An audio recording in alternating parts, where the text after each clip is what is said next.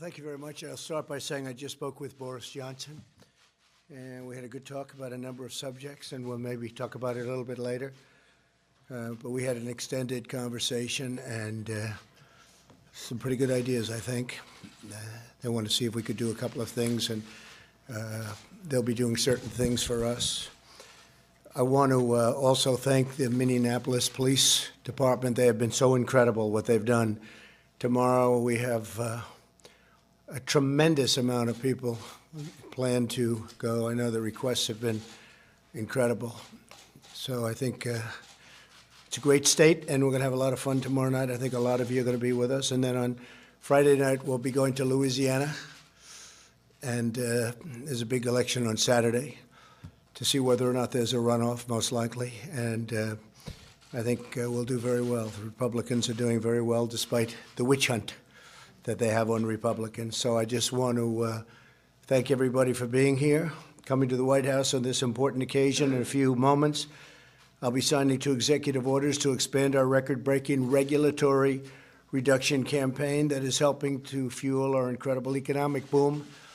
I guess the stock market's up close to 250 points today, and this is despite lots of trade deals that are getting done one by one. We did a deal with South Korea, big one, really big one, and we did one yesterday with Japan, and that now goes into effect, and it's tremendous for our farmers. As you know, we have China coming. They'll be coming tomorrow. We have the Vice Premier of China coming. So we have a lot of big things happening. We have some tremendous deals under negotiation. So despite all of that, we have a great economy and a great market. Our housing market's on fire, and things are really doing well. You look at Asia, they're not doing well. Look at China's having a hard time at this moment, and I think they'd like to make a deal very badly.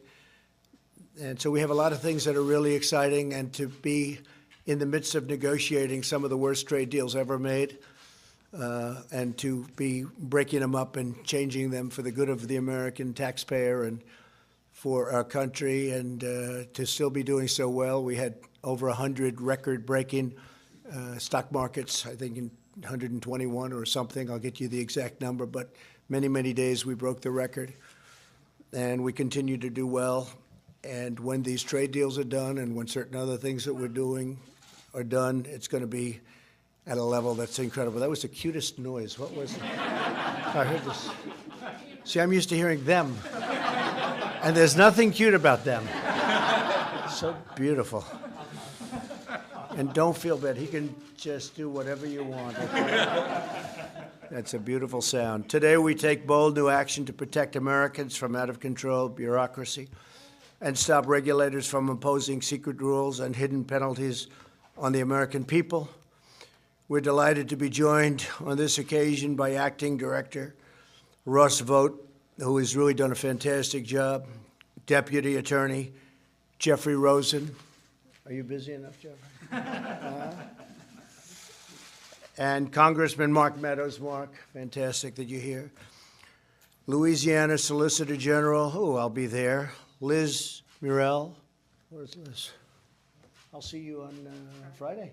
Yes, sir. I don't know if you'll be there, but we have a big crowd, so it's going to be great. Thank you very much, Liz. And several other state and local officials, we want to thank you all for being here. For many decades, federal agencies have been issuing thousands of pages of so-called guidance documents, a pernicious kind of regulation imposed by unaccountable bureaucrats in the form of commentary on how rules should be interpreted. All too often, guidance documents are a backdoor for regulators to effectively change the laws and vastly expand their scope and reach. Guidance has frequently been used to subject U.S. citizens and businesses to arbitrary and sometimes abusive enforcement actions. It sounds like they're talking about me. I think they're talking about me. I might have a conflict in signing this deal. Because of these materials and the fact that these materials are too often hidden and hard to find, many Americans learn of the rules only when federal agents come knocking on the door. This regulatory overreach gravely undermines our constitutional system of government. Unelected, unaccountable bureaucrats must not be able to operate outside of the democratic system of government. Wow. Imposing their own private agenda on our citizens. A permanent federal bureaucracy cannot become a fourth branch of government, unanswerable to American voters. In America, the people must always reign. With us today is Andy Johnson from Wyoming, great place, whose family is one of many that suffered from the absurd redefinitions and interpretations of federal bureaucrats. And Andy is here to say a few words. I'd like to hear that, Andy, because I think you might be speaking about me or to me. Thank you very much. Where's Andy? Come on up here with that beautiful baby. Beautiful. That's great. Thank you, Andy. Right. Thank you. Thank you very much. Go ahead, please. Well, thank you for having me today, and my wife, Morgan, and my son, Roan. I work as a welder in Wyoming, and about 5 years ago, when I applied for a stock pond permit for my private property, I had no idea that the EPA would come knocking at my door and threaten me and my family civilly, criminally, and a fine of $37,500 per day. The fines were up to $16 million when Pacific Legal Foundation stepped in and sued the EPA on my behalf and my family. And at that point, the EPA changed their attitude. We were able to come to an agreement. We won our case, but unlike a lot of other middle-class Americans, that's not the case. We could have never fought. The litigation was way too expensive.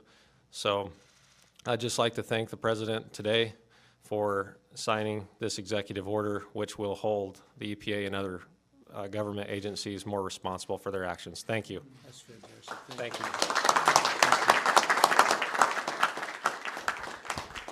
So they had you up to $16 million, but that's peanuts for you, right? That's great. Glad it worked out, and it's working out even better.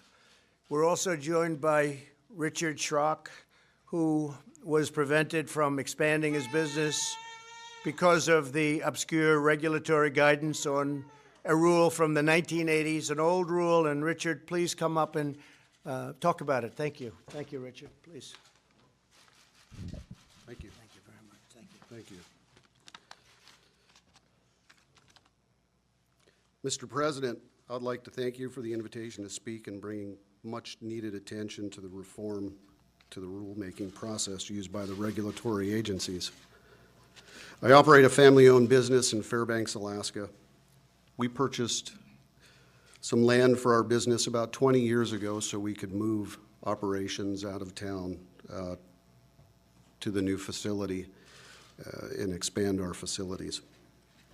We've spent the better part of 10 years and over $300,000 fighting with the regulatory agencies over the arbitrary and capricious nature of the Army Corps of Engineers wetland designation and their use of the Alaska Supplement versus the 1987 congressionally mandated Wetlands Manual.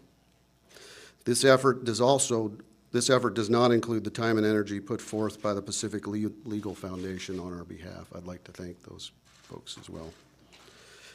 The last straw for us is when we lost our appeal in the Ninth Circuit Court, when they held that the agencies can make the regulations they want and require without congressional approval or oversight. I'm hopeful that the changes made today with this executive order, other landowners will not be negatively impacted as we have. Thank you again for this opportunity. That's great. Thank you, Richard. Appreciate it. Well, thank you very much, Richard. You know, you mentioned the Ninth Circuit, so we have a lot of great new judges in the Ninth Circuit, and we're going to be very close to 182 new judges over the next very short period of time. So that'll be, we are in record territory by a lot. So we're going to have 182 new federal judges, not including 2 Supreme Court judges. And I guess we're already at the 156 number, Jeff and Mark. I think we're at about 156 judges now signed and sitting and doing a great job. But we'll be at about 182 before we normalize meetings, retirement, and various other reasons that they leave. And we could average about 40 or so a year from that process. So we'll have probably a very big record number of judges, federal judges in this administration. And I want to thank President Obama for leaving us 138 empty slots, because that's a first.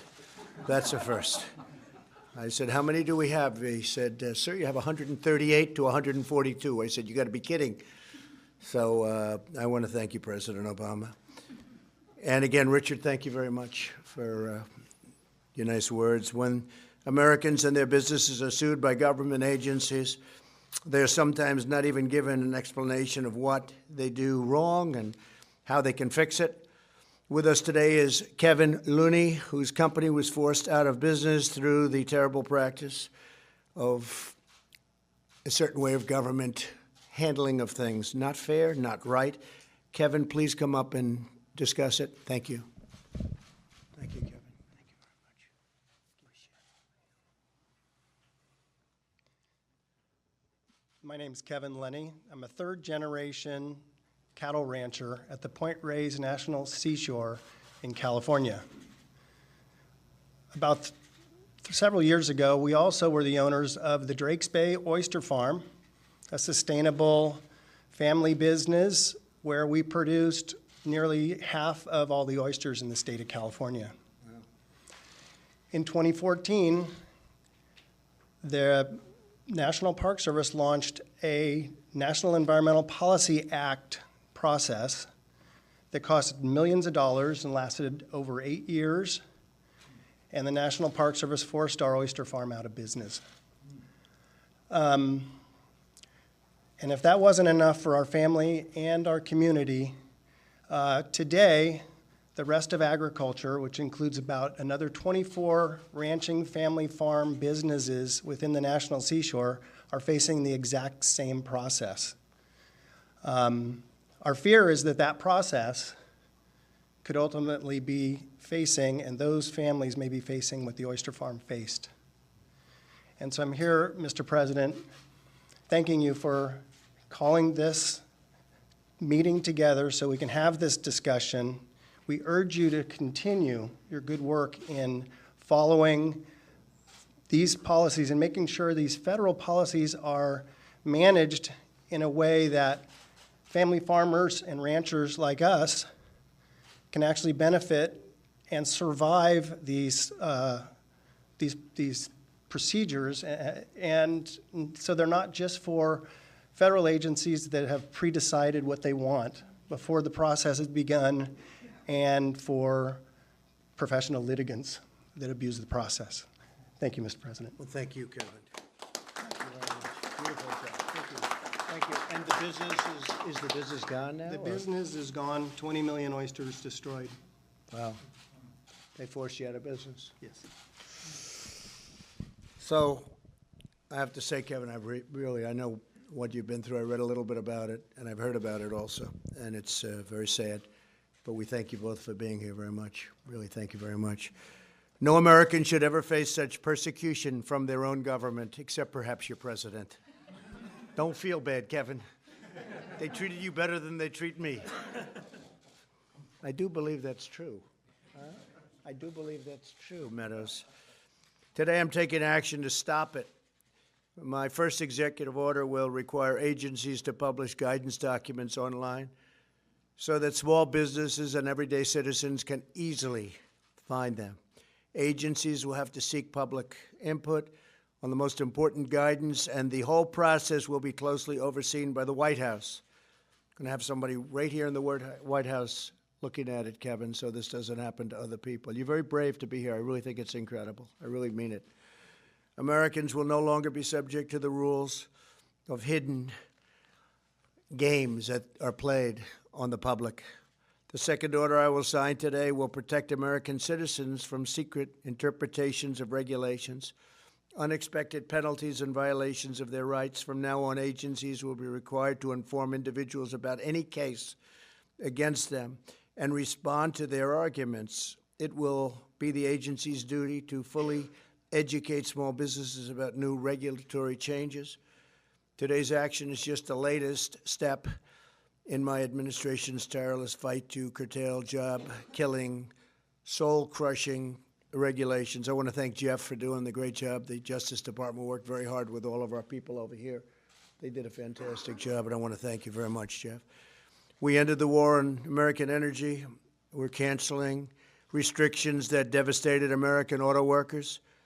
We're stopping regulations that micromanaged our great farmers. We're bringing major companies back to our country. They want to be here with a hot economy. We're the place they want to be. And we're reversing the last administration's ridiculous attack on, as an example, incandescent light bulbs. We're also working, as you know, cars are very expensive, far too expensive.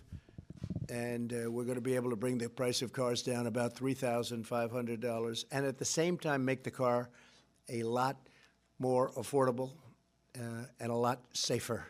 So we're going to have affordability, safety, and we'll also be getting some of the old cars off the roads because people now have an incentive to buy a new car that's a lot less of a problem from an environmental standpoint. It's really an amazing thing. We're going against California, and they make their cars so light, it's paper mache, and you get in an accident, it's very, very dangerous. So we're coming out with a whole new standard, and I think it's going to be something very special. It's gotten tremendous receptivity. Same thing with the light bulb, the incandescent lights. Aside from the fact you look better, of course, who cares about looks? But you do look better with incandescent. They weren't allowed.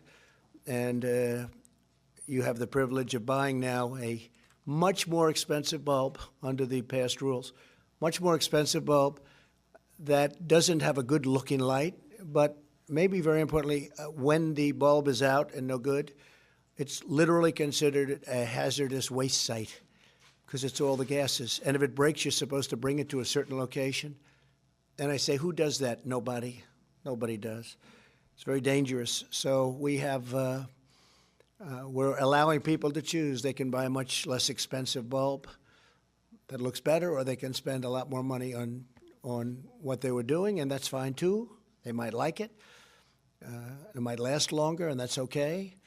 But it is still a hazardous situation when you have to dispose of these things, whereas in the old system you don't have. So we're bringing the incandescent bulb back. For those that want it, we're going to have both alternatives. We like to have alternatives.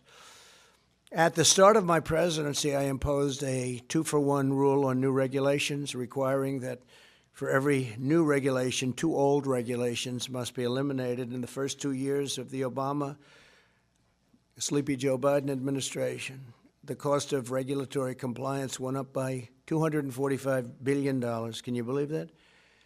And in our administration, we've taken it down by more than that. So it's $245 billion up, and we've taken it down by much more than that.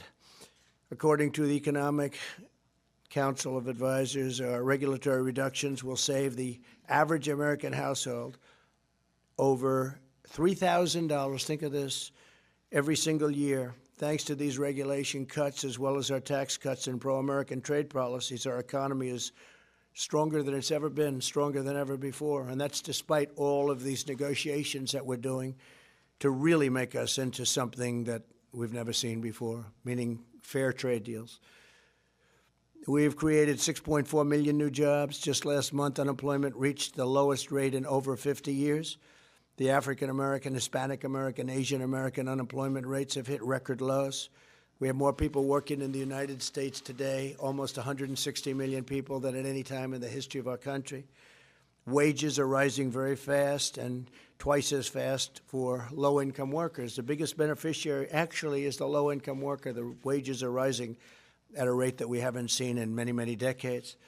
When I first started campaigning, many of you were with me, I used to talk about workers that would make more years ago, 21 years ago, than they made a few years ago, because now it's gone up a lot, but a few years ago, and that have 2 jobs and 3 jobs, and yet they did better 21 years before. With today's executive order, we continue this incredible economic success, and we defend American liberty for generations to come. I would like to now invite Acting Director of OMB, Russ Vogt, to say a few words about the exciting news. And I want to thank Russ for doing an incredible job. And when Russ is finished, we're going to sign the executive orders. Thank you very much. Thanks. Thank you, Mr. President. As a result of your leadership, Today, we're making a major step forward in the effort to drain the swamp and to get our arms wrapped around the administrative state. We can't do that until we know all of the dark regulatory stealth regulation that is out there.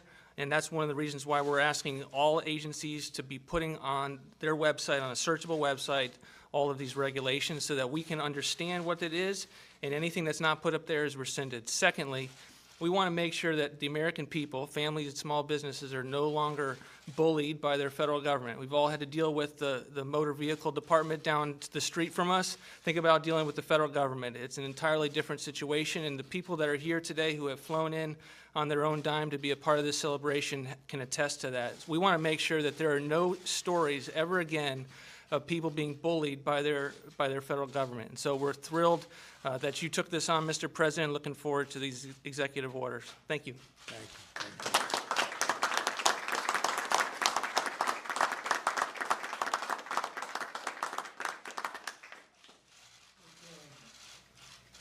Come on, folks, gather around.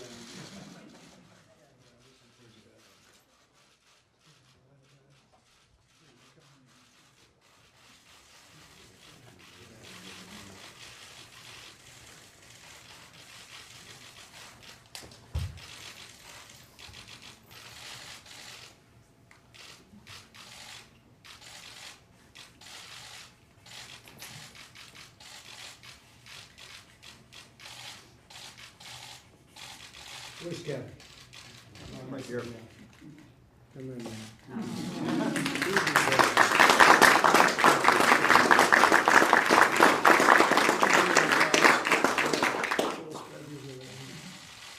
You got plenty of time for everybody, right?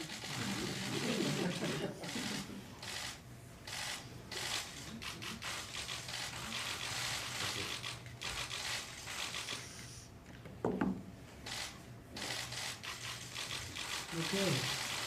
Thank you very much, everybody. Congratulations. Congratulations. Thank you.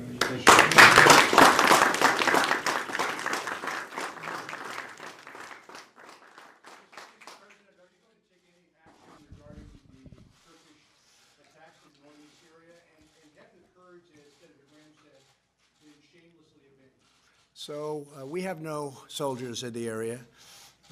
We've been talking to Turkey for 3 years. They've been wanting to do this for many years, as you know. They've been fighting each other for centuries. They've been fighting each other for hundreds of years. This has been going on. We were put into this battle, interjected. It was supposed to be a 30-day period, and we've been there for many, many years.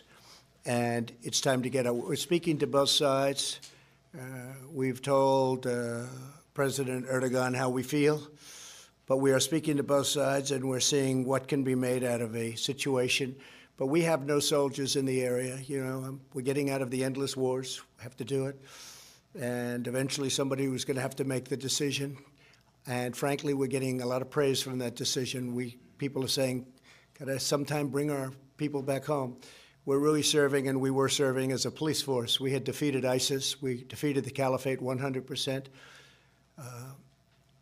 Erdogan and the existing groups of people, including Kurds, but you have the PKK, which is a natural enemy with Turkey, and likewise and opposite. They've been fighting again for many, many years. Their bitter enemies have been always, probably, possibly, always will be. So we are out of there. We've been out of there for a while. No soldiers whatsoever. We are taking some of the most dangerous ISIS fighters out. We've taken them out, and we're putting them in different locations where it's secure. In addition, the Kurds are watching, and if the Kurds don't watch, then Turkey's going to watch, because they don't want those people out any more than we do. But we have taken a certain number of ISIS fighters that are particularly bad, and we've wanted to make sure that nothing happened with them with respect to getting out. And I think we're doing a great job. I think the people of this country, I campaigned on ending the endless wars. We're all over the world fighting wars. Half the places, nobody even knows what they're doing over there. And I feel that we are doing the right thing, and I think the country feels that too. We've had tremendous support outside of the Little Washington area, and even in Washington, people are saying you're doing the right thing. Has to be done, otherwise you're never going to do it.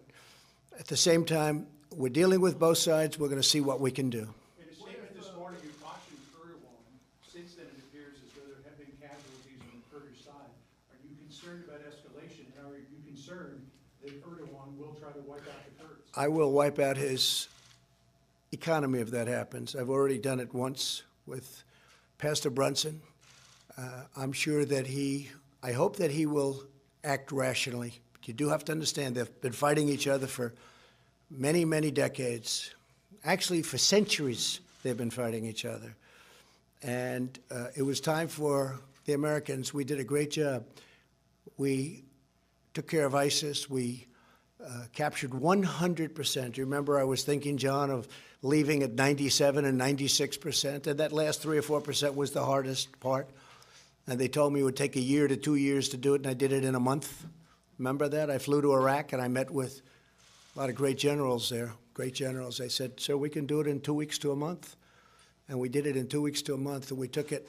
And in the meantime, we've been watching over a lot with the Kurds, watching over a lot of prisoners, some very bad people. A few in particular very bad, really bad. And some of those people we've already taken. We've taken them out. They should go back, by the way. They should go back to Europe. Many of them came from Europe, but they should go back to Germany, to France, I spoke with Boris Johnson, a couple to UK, some to UK actually, but they came from various parts of Europe. They didn't come from our country, and we did them a big favor, and we said to France, we said to Germany, we said to various countries in Europe, we'd like you to take your people back. Well, we don't want them. How about you taking them? I said, we don't want them either. Nobody wants them. They're bad, but somebody has to watch over them. I said, look, we did you a big favor. You take your people back. You take them back. They're citizens in many cases of those countries, of France, Germany. They didn't want to take them back. I gave them one chance. I gave them another chance. I gave them a third chance, and I even gave them a fourth chance. They didn't want to take them back.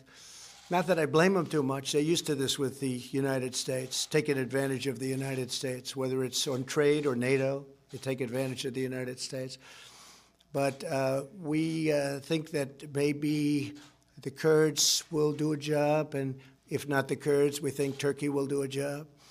But we have thousands of people, thousands. I don't know if you know that. We have thousands of captured fighters and thousands and tens of thousands of family members. And we did a big favor to a lot of countries, and those countries didn't want to take them back. So that's the way it goes. Steve? Well, they're going to be escaping to Europe. That's where they want to go. They want to go back to their homes, but Europe didn't want them from us. We could have given it to them. They could have had trials. They could have done whatever they wanted. But as usual, it's not reciprocal. You know my favorite word, reciprocal. That's all I want. I don't want an edge. I just want reciprocal. And it's not reciprocal, Steve. It's not a fair deal for the United States.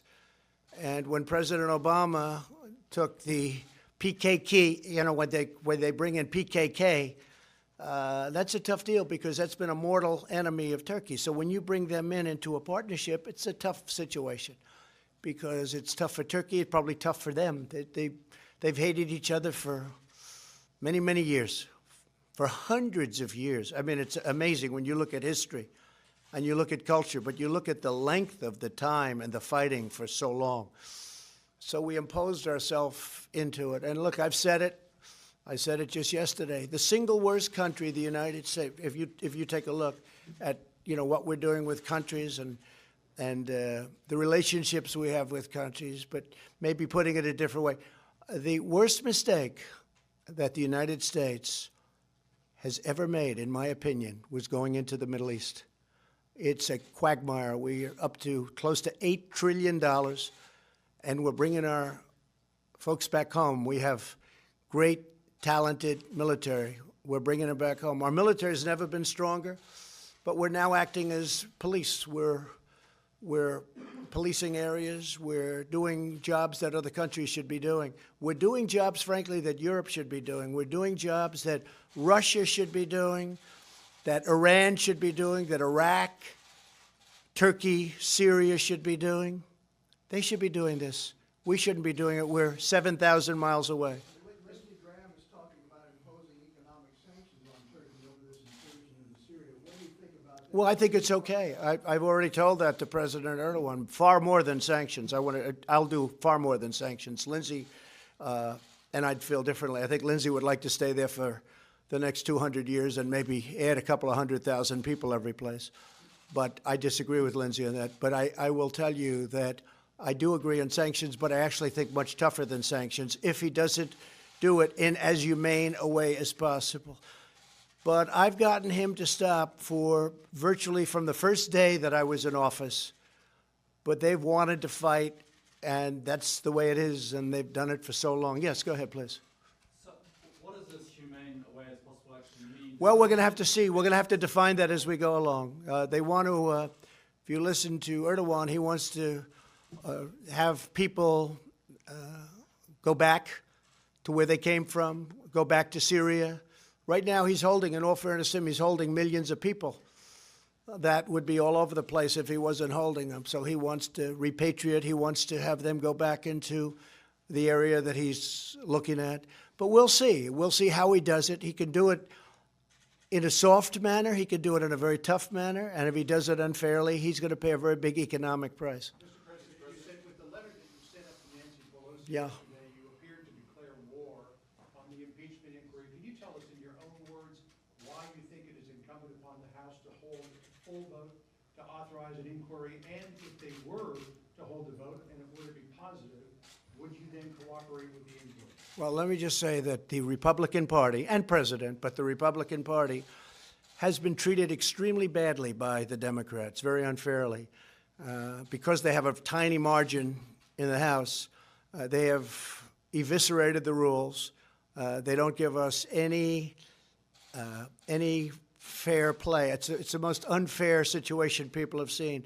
No lawyers, you can't have lawyers, you can't speak, you can't do anything. You virtually can't do anything. And then on top of it, they have a guy named Schiff, and Nancy Pelosi knows all this because she's just as guilty as he is. But you have a man named Schiff, where I had a perfect phone call with the president of Ukraine. I mean, perfect. People read it, but they don't read that. They heard Schiff's version of it. He defrauded the American public. He gave the most horrible rendition, adding his own words. I mean, Mark Meadows is here. I think I can say honestly, Mark, you didn't believe it when you heard it. And Mark's never heard anything like it. And many of the people that we work with, including Democrats, have never heard anything like it. He made up a phone call. He made it up. Because what happened is they spoke about a day too early. They heard a whistleblower who came out with a false story. You know, people say, oh, it was fairly close. It wasn't close at all. What the whistleblower said bore no relationship to what the call was. We have a transcribed call done by professionals. And the call was a perfect call. But Schiff made it up. Then it turns out that the whistleblower was in cahoots with Schiff. Then it turns out that the whistleblower is a Democrat, strong Democrat, and is working with one of my opponents as a Democrat that I might end up running against. The whole thing is a scam. It's a fix. And we wrote a letter yesterday, and probably ends up being a big Supreme Court case. Maybe it goes a long time. I don't know. But the Republican Party has been treated unbelievably badly and unfairly by the Democrats, John. But against her, if they held a vote in the full House and the vote... Well, yeah, that sounds okay. Well, we would if they give us our rights. It depends. If they vote and say you can't have lawyers, you can't ask questions, you can't have anybody present, all of these crazy things. And even some of the reporters said to me, it really is an unfair situation. They ask all the questions, and then, for instance, the ambassador who testified was a fine gentleman. He gave great testimony for us. But we don't get to do any of that or show any of that. So they brought out only the couple of negative things, all which were knocked out by his other statements. It was a great witness for us, but if you would have listened to them, you would have said it was a better witness for them. It wasn't. It wasn't even close. He was a fine gentleman. And we saw that, and we said, that's very unfair. Yes? Mr. President, there are reports this afternoon that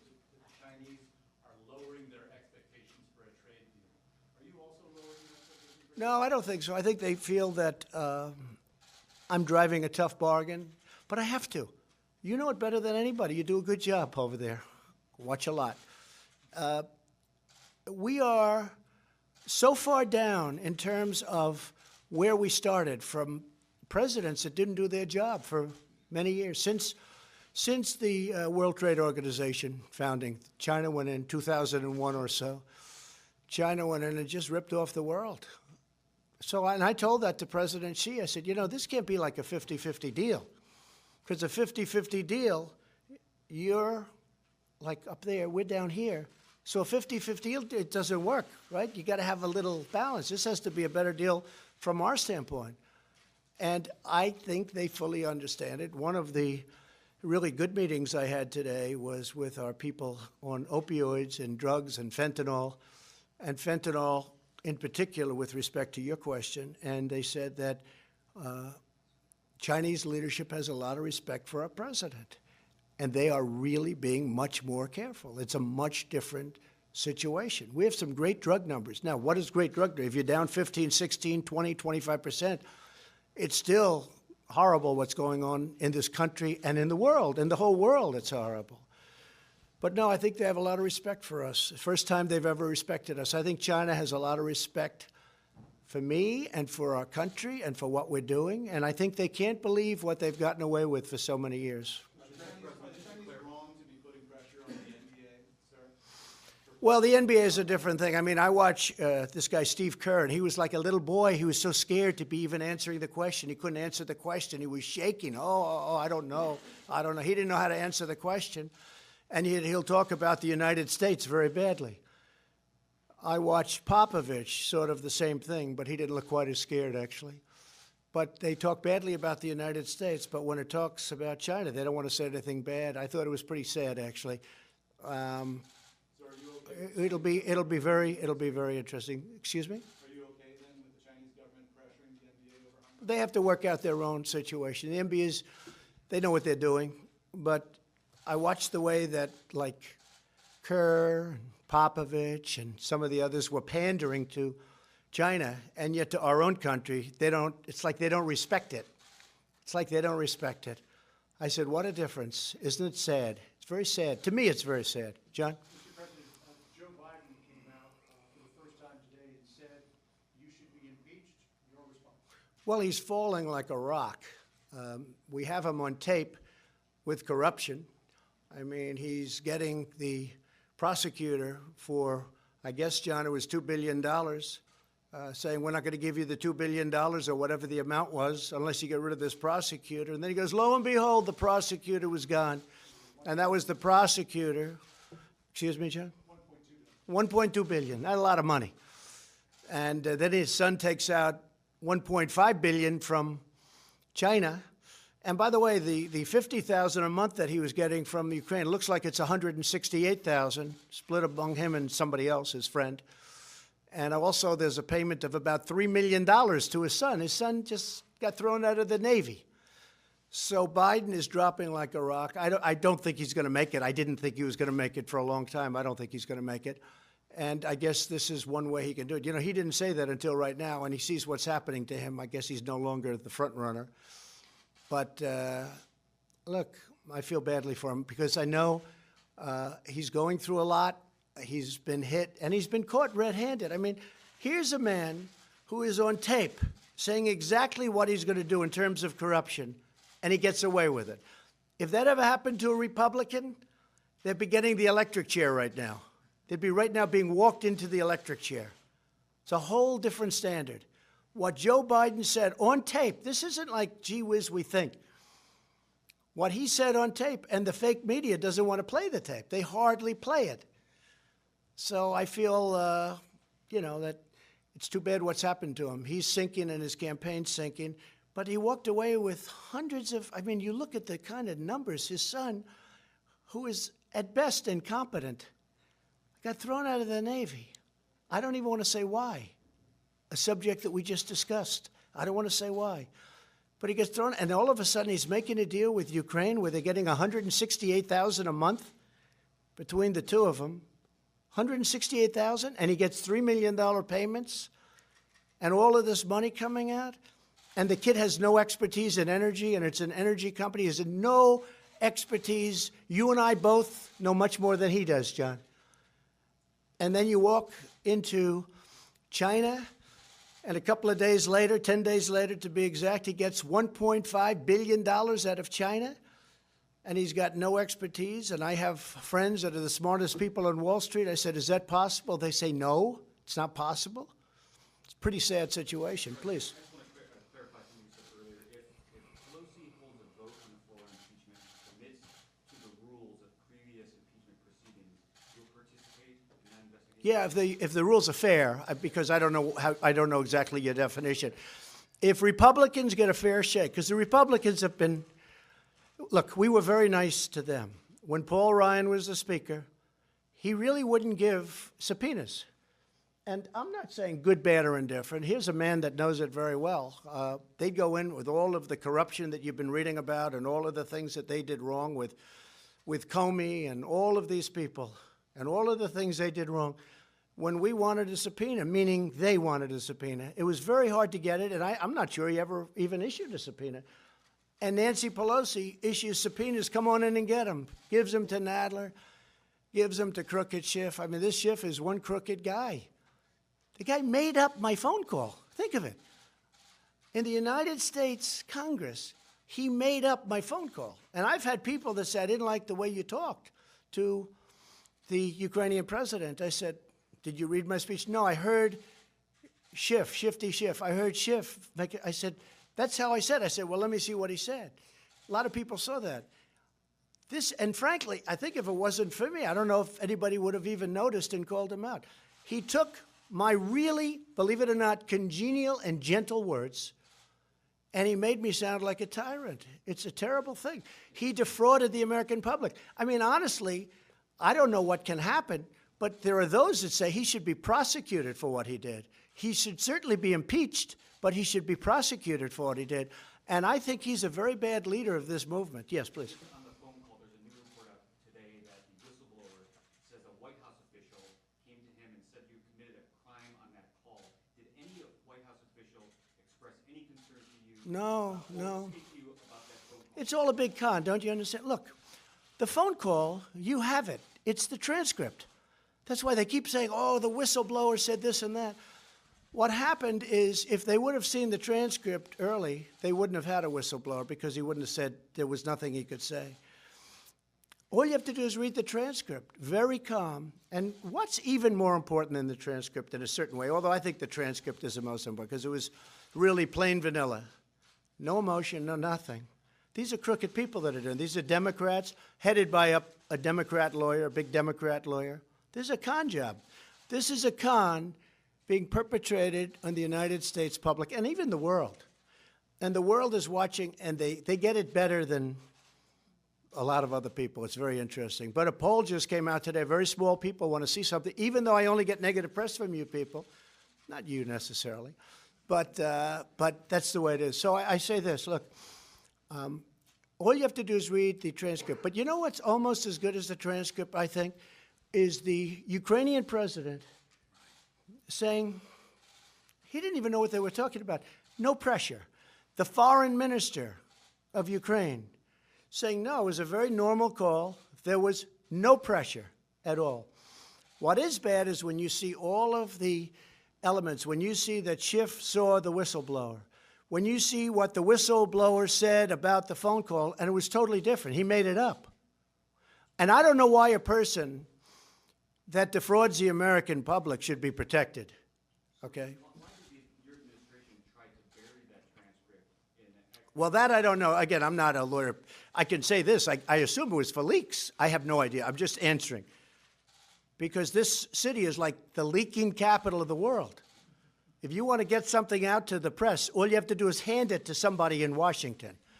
So I assume it was for leaks. I mean, I've read that, and it doesn't seem like a big deal. What is a big deal? I think they're probably trying to protect it from leaks. But here's the other thing. We gave that transcript over almost immediately. It wasn't like we waited till now. Till now would be immediately, because it's only been doing it for 3 weeks. We gave that transcript up almost immediately. And, you know, when I heard Schiff's phony version, And when I heard what was being horribly said by this so-called whistleblower, and I'd like to find who is the person in between the whistleblower and hearing about this, the conversation. The conversation was, I think, a perfect conversation. But who's the person giving this information? If that person exists, I'm not sure that person exists, but I think it's important, and I say this to Congress, I think it's important to find out who that person is.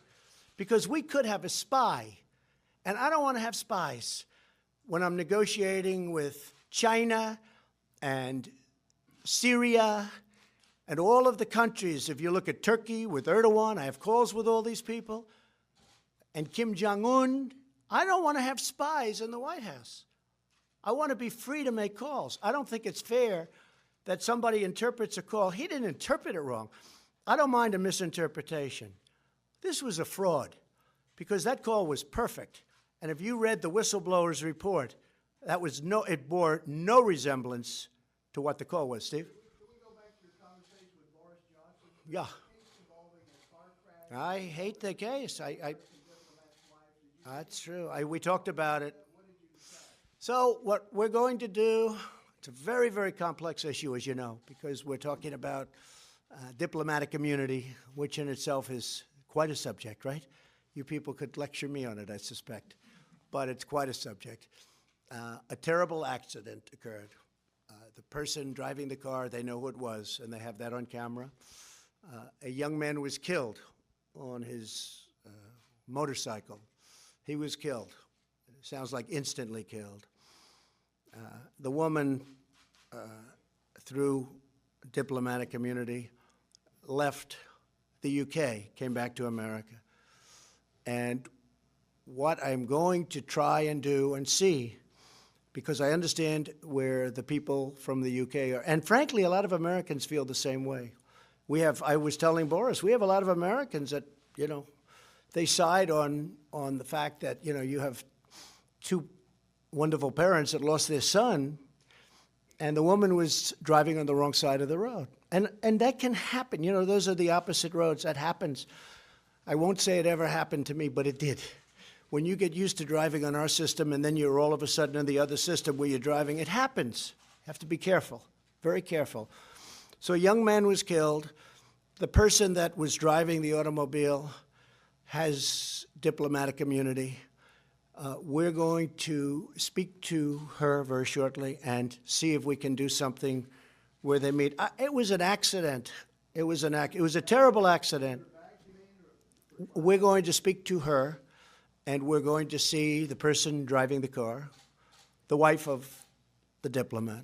We're going to speak to her and see what we can come up with so that there can be some healing. There's tremendous anger over it. It's a terrible incident. There's tremendous anger. And I understand the anger from the other side very much. President, when you met with Robert Mueller in May of 2017 in the Oval Office, were you in fact interviewing him for the position of FBI? And were you aware at the time that he was in the Oval Office that he had had prior conversations with Rod Rosenstein about potentially becoming special counsel? Okay. To your second question, absolutely not. I had no idea that he was doing that. To the first question, he absolutely wanted to become the FBI director. And I said, no. I said, listen, you've been there for, I believe it was 12 years. And I said, no. And it has since been proven that I was right. Plus, we have witnesses to it. I interviewed numerous people that day. And he was one of the numerous people making a decision ultimately. But he was one of the people. I said, no. Nicely, respectfully.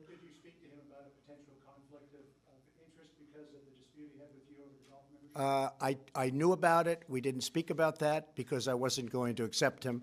That may have been one of the reasons I said no. Who knows? But I did have conflicts of interest with Robert Mueller. We had a business dispute. I thought we had, as you know, 3 basic conflicts of interest, and none of them were very good. But we had a business dispute. But I thought he was there for 12 years. That was long enough, especially when you saw what happened with the FBI. And you have to understand, nobody respects the FBI more than I do. And I think if you took a vote in the FBI, they'd vote me president right now. A vast, vast majority. And they're great people. I know a lot of them. But your leadership was terrible. Whether it was Comey or Mueller or anybody, this leadership turned out to be a disaster for this country. When you look at Strzok and Page, when you look at the insurance policy, you know, she's going to win, but just in case she doesn't, we have an insurance policy. Well, that only means one thing. There's no other interpretation. So when you look at that, no, Robert Mueller wanted a job to be the director, and I turned him very nicely, respectfully down. The other element of your question, I never heard that until just recently when it's being reported a little bit. Please, go ahead, Steve. Well, China wants to make a deal. In my opinion, China wants to make a deal more than I do, okay? But look, I'm very happy right now. We're taking in billions of dollars of tariffs, and despite what the news was saying, there's no inflation. There's not a very big price increase, if any, because they've eaten the tariffs. They've devalued their currency, and they're pouring a lot of money into their system. Now, they've lost 3.5 million jobs, and their chain is breaking up. Their supply chain is breaking up like a broken egg. They want to make a deal. The question is, do I want to make a deal? And the answer would be, if we make the right deal, I'd love to do it. I think it would be a great thing for China also. But they seem to be reluctant to make concessions on IP and... Well, we'll see. I mean, you don't know that. Look, there's so many false reports. Everybody's trying to guess. But there's really only two people that matter on this one, and that's President Xi and myself. We get along very well. I can't imagine he likes me the way he did when I first became president because, you know, it's been a rough time for China. China's gone down many trillions of dollars, and we've gone up many trillions of dollars. I mean, since I've been elected, many trillions of dollars have been increased the value of, if you call it value, you could call it worth or value of our country. We've increased, not just stock market, I'm talking our country. Our economy is bigger, it's stronger. And I believe if my opponent got in, you would have had a tremendous slide. And don't forget, I only look at our numbers from the day after the election because there was euphoria when I got elected. And we picked up a tremendous amount from, let's say, the 9th of November to January 20th when we had the inauguration. And it's been that way ever since. It's been a fantastic thing.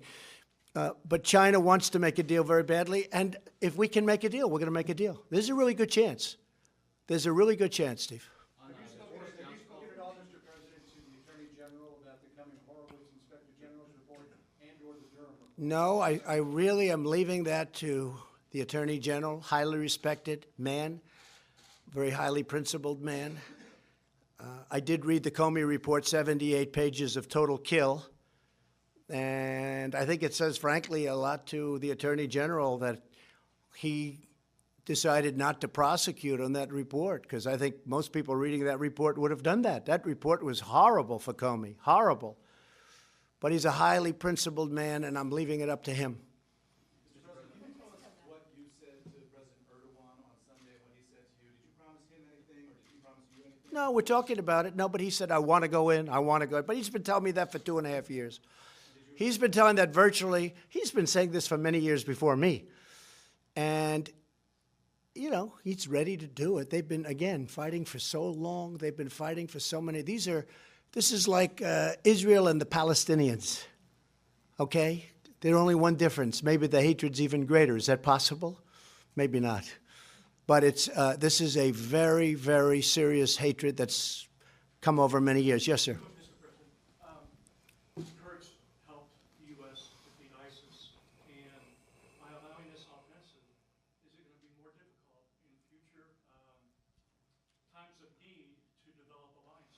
No, it won't be. It won't be at all. Alliances are very easy. But, you know, our alliances have taken advantage of us. If you look at how much money we spend on NATO and how much money countries from Europe, who are really a much bigger beneficiary than we are, okay? You know, they're there and we're here. We're many miles away. Our alliances, in many cases, have taken tremendous advantage of us. If you look at NATO, I got them to pay $100 billion more.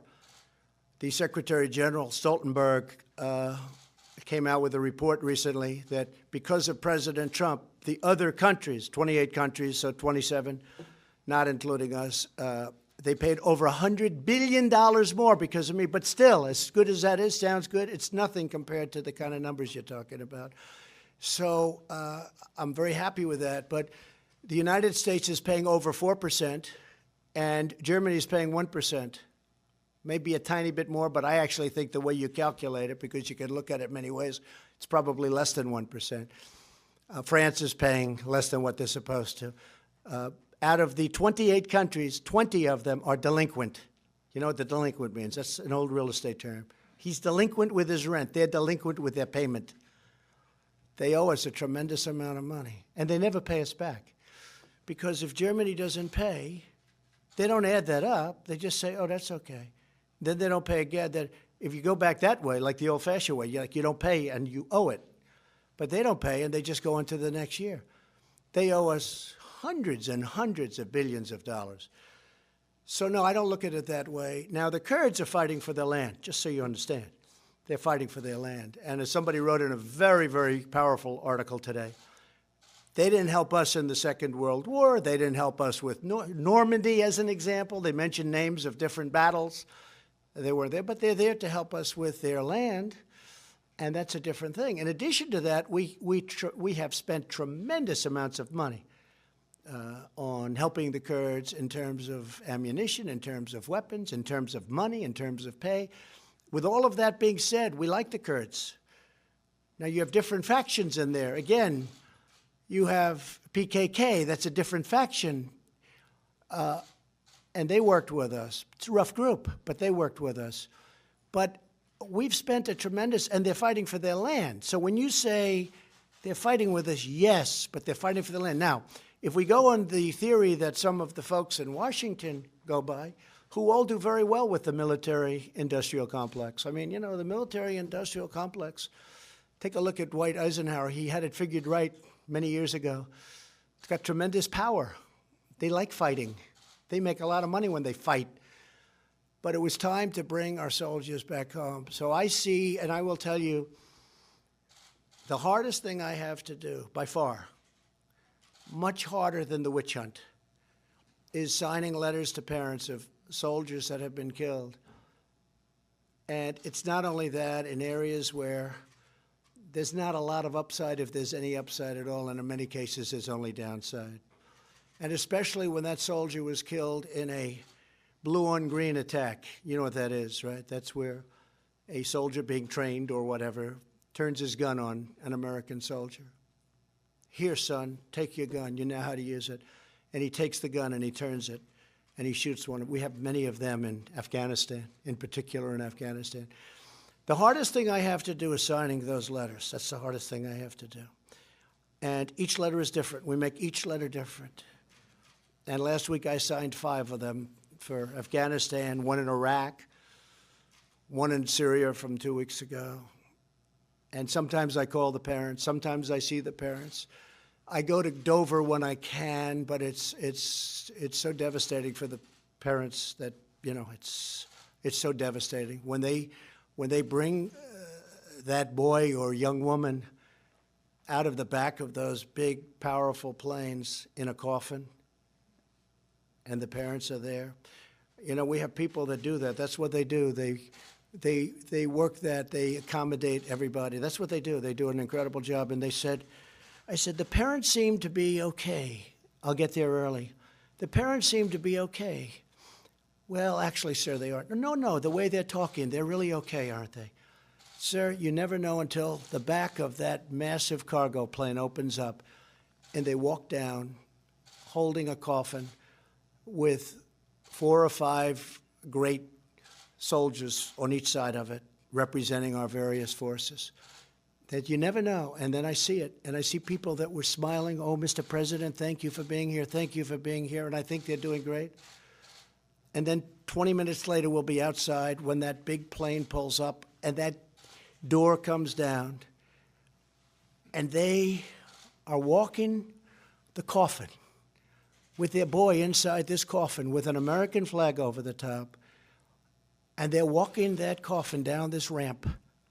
And I've seen people that I thought were really incredible, the way they would I didn't even understood how they could take it so well. Scream like I've never seen anything before. Sometimes they'll run to the coffin. They'll break through military barriers. They'll run to the coffin and jump on top of the coffin, crying, mothers and wives crying desperately. And this is on these endless wars that just never stop. And there's a time and there's a place, but it's time to stop. And just to finish, last Friday I went to Walter Reed, and I gave out 5 Purple Hearts to incredible young men, in this case, all men. And they took a beating. Beautiful people, they took a beating. One couldn't be there because the beating was so great that he was at a totally different part of the world. He lost a leg, he lost an arm. Ryan, he had tremendous damage, beyond even what these young folks went through. But I'll tell you what, for me, it's very hard when I see that. It's very hard. It's easy to talk tough, you know, tough guys, all these tough guys. Let's keep fighting, let's keep fighting. If they had to go to Walter Reed, where they do unbelievable work, I have to tell you, these doctors are unbelievable. You know, it's easy to say, oh, they're not they're the best in the world. I've never seen anything like it. One young man last week had his nose rebuilt, and they said it was in 1,000 pieces. And I said, so where were you hurt? He said, my face, sir, was almost obliterated. I said, you have a better face than I do. He said, sir, I had a doctor who was unbelievable. And they put it together. They said, he said 1,000 fragments. Now, I don't know if that's even possible, but 1,000 fragments. And they put it together. And his father, who was crying, came up to me and said, you're not going to believe this, but my son didn't have a great-looking nose, and now his nose is better. Okay? It's an amazing thing. But when you see these, the Purple Hearts, you see this kind of thing, and I see a lot of it at Walter Reed. And again, the job those doctors and the people do at Walter Reed, it's something to be commended. Thank you all very much. Thank you.